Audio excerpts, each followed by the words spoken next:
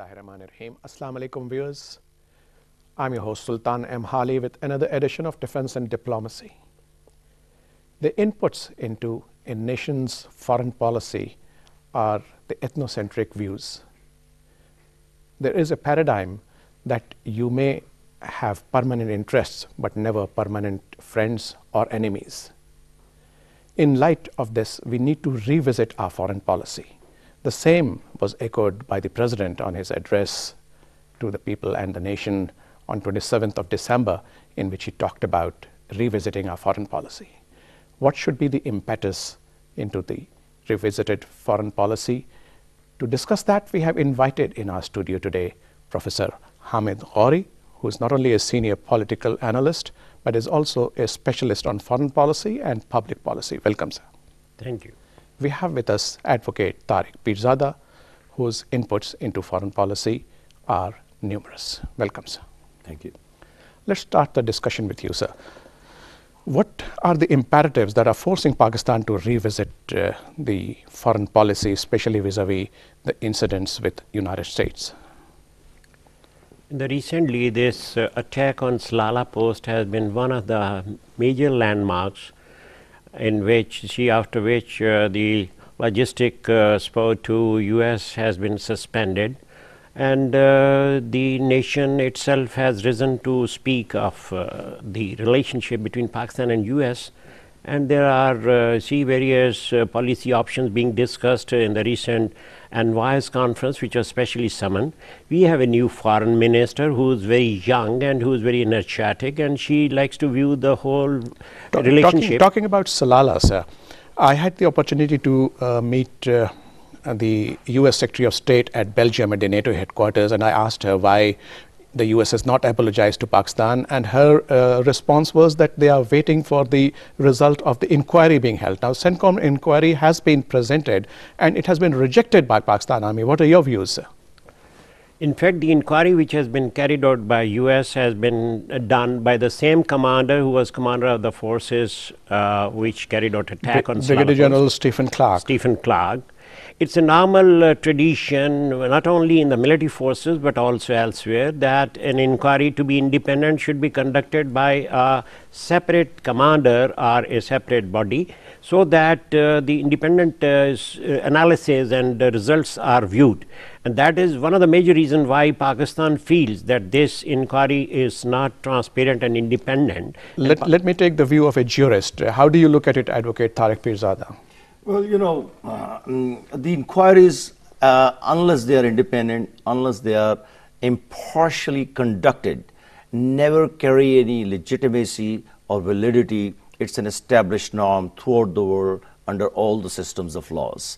And especially when aggressions happen and inquiries happen, like it happened after, it's a major reference, but I'm just trying to compare just the example, not the size of the other side. After World War II, those big time investigations took place, and if any one of them were biased, were unsubstantiated, were conducted by those who were not impartial in any sense of the word, all those punishments would have been declared invalid later on at some point. So this is one point. What other observations does the Pakistan Army have against these findings? Well, my own thinking and that of apparently that of the Pakistan Army seems to coincide on one thing, that there's a trust deficit, number one, between the two sides, because Pakistan has been attacked and its sovereignty has not been respected. So it's a legal issue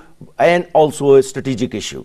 Pakistan Army's position is, and our position is in this country, that look, you just cannot continue aggression against an ally. This is the worst form of forming and maintaining a relationship between two countries. Here, Pakistan has been working with the United States, offering all kind of help, including 140,000 troops along its borders, with the economic loss of $70 billion over a period of 10 years. So coming back to the main point, Pakistan's position is that you have to show us what kind of independence and impartiality have you been able to impart in your inquiry. which has not been the case so far. That's why it has been rejected. And if there will be further inquiry, will those people who were primarily responsible, that they will be punished? Number three, that there should not be any repetition of that in future, because so far the NATO and the United States are saying we'll try not to let that happen again. But General Mattis has hinted at some punitive action. Well, as I mentioned, that they said they will inquire into that, and if those people who will be found guilty, that action will be taken against them. But the issue is that these are individuals who will be punished. We are talking about changing a policy, strategic policy along the border, tactical policy along the border, strategic policy vis-a-vis between Pakistan, United States, and the larger interest of Pakistan in the region vis-a-vis India and Afghanistan. So these are all two things related. You just cannot punish one officer and then go back to the drones, go back to the Pakistan's position is clear: no drones, no ground intervention, no more free rides. Pakistan's role in Afghanistan, all these things are very critical. Right. Let me change angles a little bit, Professor. There are other irritants also in the foreign policy vis-a-vis the relations with USA and Pakistan. The United States has declared that it is withholding $700 million aid because of the production of ammonium nitrate, which they claim is produced and is used in IEDs, incendiary explosive devices. I'll quote it from the similar incident which took place in Iraq. At one time in Iraq, even the lead pencils were not allowed, because the lead could be made use of for creating sea weapon systems. So US views everything, US has a world view of its own, and in this case, just to stop this material which could be used for nuclear or for IEDs or for other weapon systems is a far-fetched viewpoint from the US. In Pakistan, there is a complete control on sea production, stockpiling or use of but the important material. thing, sir, is that ammonium nitrate is used in fertilizers. Pakistan is an agro-based economy, and if we control that, our farmers, especially the poor farmers, are going to starve. Ammonium nitrate is being used in fertilizer, and we are not using it for any sort of IEDs or any other weapon systems. Our sea production and use of and deployment of weapon system is very clear. It is being controlled by the strategic organization, and US this viewpoint is really of its own, and I don't think that US has any validity or very sound reasons to control this. So the professor says that the US does not have any validity. Advocate, looking at it from a jurist point of view, you see the Americans have a legislation in place, but it took them 15 years to evolve that, and they want us to put a legislation in place in a matter of weeks or months. And secondly, there are other countries in and around Afghanistan also producing the same ammonium nitrate. Why single out Pakistan? Well, the whole debate has become actually obsolete as far as I look at that. The reason is this: the United States, as declared by Joe Biden, the Vice President of the United States, is now engaging with Taliban. They are going to recognize their liaison offices all around the world. The legitimacy of the Taliban is being restored. So this whole the attacks, suicide attacks and other attacks inside Afghanistan and Pakistan have gone down. So we are coming to a point where instead of looking for sanctions, the issue is look for facilitating the process of peace and the restoration of law and order in Afghanistan. Here, this issue of fertilizer, it is just an excuse. Look, the reality is this: United States and Pakistan, I don't want to see that happen, have in fact reached the end of line as far as any major alliance in the region between the two countries is concerned. Now the issue is tactical cooperation until 2014, and after that, if they stay with bases in Afghanistan until 2024, there'll be a different thing, and Pakistan will be should be opposed to that. But coming back to this thing, since the ground reality is changing, these tactics to impose sanctions on Pakistan, cutting back assistance to Pakistan, actually shows that basically there is a rush to cut and run, leave Pakistan in the lurch, and that shows the malafide of this whole proceeding that took place in the US Congress with the backing of the US government. Right. So, Professor, let's put aside US, both of you agree that we need to revisit that policy. How about India? We just had 2 days of talks in Islamabad in which we talked about confidence building measures, as well as we talked about our nuclear weapons and a few Agreements. other agreements. That's How right. do you look at that? Is that a positive step? I think Pakistan has shown its willingness and has continued confidence building measures, and Pakistan has taken a lot of action. Our representative for this meeting, Additional Secretary Munawar Saeed, is a very experienced diplomat. He has dealt with Pakistan-India relations. He is dealing with the nuclear issues as UN Additional Secretary UN, and Pakistan has shown its willingness that the existing agreements between Pakistan and India on use of nuclear weapon, where the tests of nuclear weapons should be notified earlier, where other agreements should be But ratified. Pakistan made another very important proposal, Yes. that the deployment of the heavy artillery on the LOC should be stopped, or rather they should be pushed back. That is, I think, again a good proposal, because that is not only a confidence building measure, but that will also any escalation or any sort of other things will not be possible, and the relationship between Pakistan and India, which Pakistan views that not only in the bilateral scenario, also in the multilateral scenario, and also in with the help of US, Pakistan is willing to have good relations with India. It is for India that they should not restrict their viewpoint by saying that they will be only having relations on bilateral basis and not with the help of a third country. Pakistan is very lucky to have a president who is very young, who has not viewed the old. Whereas in India you find the leadership which is very old and aged, and they still carry the old thoughts and old schools with them, and that's why this new viewpoint brought out by Pakistan is a good gesture. So your viewpoint is the Indians are still fixated in their old cocoon, while Pakistan is willing to look forward. That is very correct. What the professor just mentioned, a corollary to that, there was also a talk on avoiding nuclear disasters. Now look at it this way, that there's a dichotomy here. India is acquiring the Akula class nuclear submarine. Arihant is going to be operational in 2012, and Akula, by the way, had an accident, a major accident in Russia, where 20 sailors died. So how do you look at that? There are two things in relation to this point. That on the one hand, India is talking about confidence building measures, and which is good, and Pakistan is talking about and doing, actually taking concrete steps, as Professor Ghouri said, in relations to the protection, restraint and everything. But the reality on the ground is this: India is expanding its nuclear forces in the region.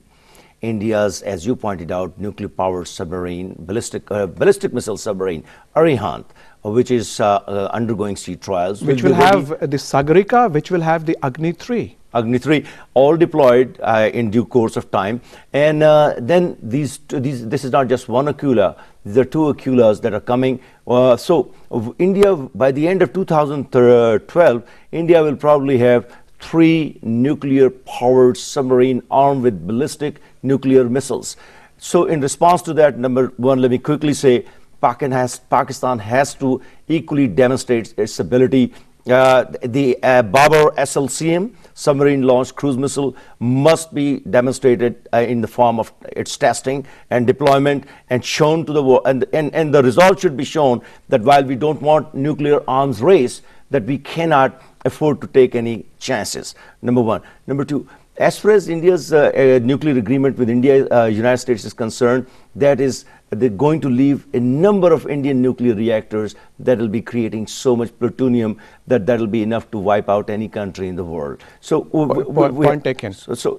Number three, the issue is this, that India should be dealt with, but at the same time, our preparatory fashion as far as defense is, nuclear, conventional and unconventional, they should not be subjected to any financial constraints. Right.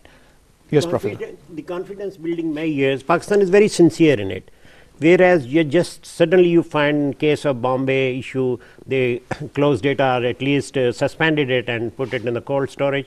So we must view the whole scenario vis-a-vis Pakistan and India intention to hold confidence building measures, to have restraint on weapon expansion, and of course Pakistan's own doctrine of minimum nuclear deterrence is very apparent, very clear and very transparent, and India should benefit from Pakistan's good viewpoint so that the peace prevails between Pakistan and India. These are two nuclear states, and there is every possibility that unless these confidence building measures are mutually and bilaterally adjusted, there is always a danger of any escalation which could take place. Strategic nuclear stability is again a concept which US and UK and other countries have tried to suggest to this region, because this region is otherwise very volatile. Otherwise, Pakistan has made a very bold, proposal also of making the whole region nuclear free. But India, unfortunately, has not agreed. I want to draw your attention to what the professor had earlier mentioned about, and you also talked about the Taliban that is in Afghanistan. Now, Afghanistan is a place where we also need to revisit our foreign policy. You see, a country like India also has been given mining rights in Afghanistan. Where are we? Here's the reality on the ground. The United States somehow has reached a point where it wants to continue to honor its strategic relationship with India, but at the same time, it wants to disregard every single sacrifice made by Pakistan in the last 10 years. But again, using the phrase that I used earlier, the ground reality is we are the historical neighbor of Afghanistan. Culturally, religiously, territorially, we are with Afghanistan. India is not. No matter what happens, since the political reality in Afghanistan is going to change, the Taliban are coming back in a big way with the recognition of the United States and will be participating in the big political process in the days ahead. And I want to mention one thing. This is a very critical thing. Before 9/11, it was the Taliban who were the leadership of Afghanistan. They are the Afghans. They are the citizens. Now the United States, as Joe Biden said, is going to talk to them, and peace will be reached with accommodation, through accommodation with Taliban.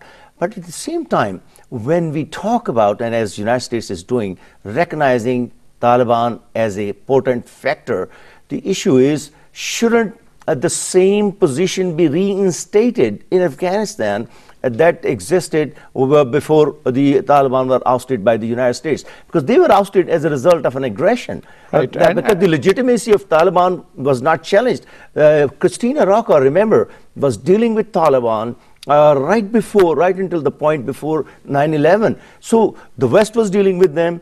Pakistan, Saudi Arabia, and UAE were the prominent countries that had granted full recognition to their government. The United States, coming back to this point, the United States is now beginning to recognize the reality. So the issue is, shouldn't they be reinstated in the same position where they were before 9/11? For fear of digression, let me just reiterate what the Iranian and the Chinese foreign ministers said at the Bonn conference, where I was an observer. Sure. And they said that the situation in Afghanistan, especially post-2014, must be dealt with by its neighbors and by regional corporations and not by international corporations. But let me come back to the main topic, sir. We need to revisit Pakistan's foreign policy. What are your suggestions? What should be the imperatives? Pakistan should revisit its foreign policy based on the ground realities. It is the domestic policy, it is the strength of the country and its economy which is most important before you formulate your foreign policy. In Pakistan, in the recent times have carried out a study, and I would say that this should not be the last study. They should have this envoys conference every 6 months or 1 year to revisit its foreign policy. Pakistan is keen to revisit its foreign policy based on the ground realities, based on the facts that how the US in its collaboration and cooperation with us in war against terrorism has now come to a point where our Silala checkpost has been attacked, and the inquiry findings are very interesting and very strange, because the same commander who was the commander of the forces has carried out that inquiry. We've been through all that, so for fear of repetition, let's not talk about it. But what should be your input into this? The policy options are very clear. Now we should see as to how we in Pakistan want to have our relations with Afghanistan, because that is our neighbor, that has been an ally. We have the same cultural and other affinities, and the point is Pakistan's foreign policy should be more specific, regional and local in nature than international, has made a very important just to point. meet the requirements of the international community or US. That it should be more regional. And advocate, we keep on attempting to hang our hat on the one single peg of the West. Right. It's high time that we started looking towards our own neighbors, towards the region. I always say, and I repeat it again, that crossing Himalayas is easier than crossing the Atlantic. This is my standard position. I have taken that. Look, Beijing, Far East, Southeast Asia, Central Asia, Iran. This is the neighborhood we are, and of course India on the other side, and with Afghanistan right at the center. So our policy should be, number one, vis-a-vis Afghanistan, that we cannot allow ourselves to be bullied, that our economic interests will have to be watched, that Pakistan and United States will have to either have mutual respect for each other as sovereign states. Otherwise, a distance need to be maintained, because as I said earlier, we and United States have reached a point and we are drawing close to the year 2014, where distances are already becoming very clear. So without being mistaken by the fact that we can still make very good relationship with the United States, it's not going to happen. India and United States have a strategic partnership. That is in United States' clear preference. So our foreign policy must focus one on them. As far as Afghanistan is concerned, we have a tactical, strategic interest in Afghanistan. It is our historical backyard, or we are the front yard. Now, how about China, Iran, and the Central Asian states? I'm coming to that. So, this is as far as Afghanistan is concerned. So Pakistan cannot afford to have a hostile government either in Kabul or a hostile, standing forces that can be used anytime by a third country like India in times of trouble. As far as Central Asia is concerned, we are already talking about opening, gas lines, building pipelines. We are also talking about training Tajik armed forces. That issue is so we need to expand that. As far as Iran is concerned, I just want to quickly say it is time that both Iran, there is a lack of initiative by Iran, but the Iranians must also take the initiative, and Pakistan must respond in kind to build a greater partnership. Both of these countries are in trouble at the hand of the United States. Right. We are running short of time. Just 15 seconds, sir. I'd just like to mention, you see, the President's doctrine, Zardari doctrine, which I'll call on 27th December, where he has made it very clear that our foreign policy, whether in trade, our relations should be independent. We should have our own decisions. We should have, carry out a policy analysis and decide our own path, direction, instead of being dictated, guided, or other things. So, viewers, with that we come to the end of this very interesting but very important discussion, in which both our participants have come out with very cogent recommendations. But I will close this program on the words of former US President John F. Kennedy, who said, "With malice towards none and charity for all." We are in Pakistan, a peace-loving country. We seek peace, but peace with honor and dignity. I would like to thank you, Professor Hamid Ghouri, for your very kind comments. It was very interesting. And I would also like to thank you, Advocate Tariq Pirzada, for, as usual, your very important inputs. Viewers, keep viewing us and hope to see you next week, inshallah. Allah Hafiz.